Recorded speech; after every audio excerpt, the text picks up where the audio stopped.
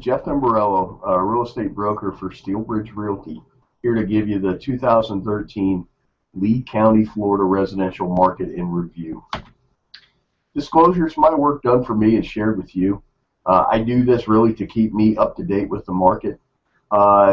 Information came from multiple sources: Lee County Clerk of the Court, City of Cape Coral, the Census Bureau, and the MLS. 5 things you need to know about 2013.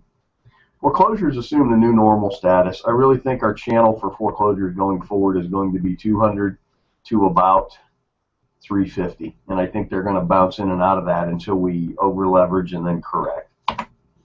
Total list pendants called to mortgage foreclosures. This just shows you the entire trend of what we went through to give you some perspective on where we are within the foreclosure trend. Because for a number of years, from essentially 07 until about 2012, the foreclosures were the primary driver in our market. Investment yields are starting to compress. There's the age-old battle of price versus value. In 2009 and 10, I had clients reporting to me that they were getting anywhere from 6 to 9% a year cash on cash. We're seeing, when we put properties in our spreadsheets, it's now in Lehigh Acres and Cape Coral, which were in kind of active hotbeds for investor activity. We're seeing 3.5%, 4.5% a year cash on cash returns right now. New construction is already gaining market share, particularly within the gated communities. We did a study on Moody River Estates, and 46 of the there were 46 recorded sales last year, and 69% of those were new home sales. And they have a lot more contracts, and they're building a lot more. This is just what was actually recorded and delivered. D.R. Horton in Moody River is delivering new construction product at or near the cost of resale homes. And I took a look at Bellaterra. It looks a lot like it. The builders are really driving it. It's fascinating to watch, and it should spread from the gated communities out into just the scattered lots at some point as well. The market grew and the price grew last year. We had 12% more volume, actual dollars moving through the market. Median price was up almost 17%, and the average was up 11%. A couple other noteworthy things: 60.7% of the sales were cash. That's pretty good. Nationally, it's 25%. And our distress percentage was 21.9%, which is down. The previous year, it was 31.8%. And at 21.9% of the sales counts being distressed, they really can't drive the market anymore. It's traditional activity that's driving the market. Bubbles of activity within the market. 75,000 in 2012 is pretty much where all the action was. All the action now is 125 with a little bump in the 90s as well. Some market specifics. Property types are changing. Single-family percentages of the market are down, while the condo type assets are trading at a much higher percentage within the market. Particularly villa attached, manufactured homes are up. All this to me points to more retirees as a percentage buying within the market. Just a snapshot of 2012. I'm not really going to bore you with all the specifics. Snapshot of 2013. Not going to bore you with all the specifics on that. Differences. The average price went up 2.7%. Sanibel doesn't have a lot of counts, but it actually blew up year over year.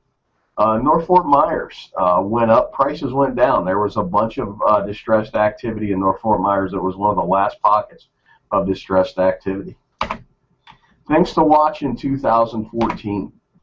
You're going to have a seesaw effect, resale versus new construction. And kind of pointing back to Moody River as to that. If the builder raises prices, it makes the resales more competitive, and if the resale market gets much more expensive, the new builder product becomes very competitive, and it's going to be an ebb and flow back and forth. Inventory is our biggest issue. In most active price points, it is now a seller's market. Cape Coral's permit growth is slowing by percentages. Please note this is data for their fiscal year. It's still growing, but you have to understand the percentage of growth dropped slightly. For the last 2 months, it was up year over year. So this is more of a lagging indicator, and this should tell us by June, July, the Cape Coral permit counts, what the growth rate in Cape Coral is doing. the effect of retirees on our macroeconomic picture. I'm seeing interest rates rising, or a lot of talk of interest rates rising, which would hurt mortgage buyers, but would help retirees because they could get sustainable yields for their cash on hand. Also, prices up north are starting to go back up, which is going to allow more retirees to cash out and head south.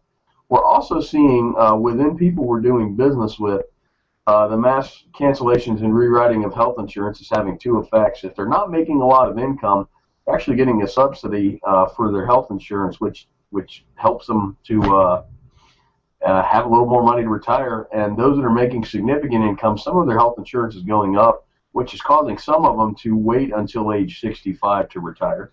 It's going to change how some of them, some of the baby boomers retire to warmer climates. It's definitely something worth watching. Some work we did on the census numbers of what we did is we took the birth rate from 62 years and carried it forward. It really kind of gives you where we're going and what's happening. March of 08 is when our market turned, and that's right when the baby boom began. This little flattening out dip here is the Korean War. At 65, just give you an example, if the current trends of more people waiting towards 65, it's going to kind of push the peak of the retiree wave back 3 years. One thing to watch is the prices from mid-04 to 07 were primarily driven by leverage. And it's really, you have to watch the banks in easy leverage to understand when it's going to happen again. And it's really about when, as easy credit hits the market, our market will probably hit unsustainability again. We're at a point right now where I see nothing but a large amount of cash sales, a large amount of equity. We've corrected up to the point of replacement cost in a lot of markets. Some markets still have not. You can still buy a house in Lehigh Acres at a much cheaper price than it would cost to replicate it. So, but going forward for pricing, you really have to watch the banks and what they are planning on doing. I'd like to thank you for watching this video. If you have any questions, why don't you give me a call, 239-671-8248. Thank you.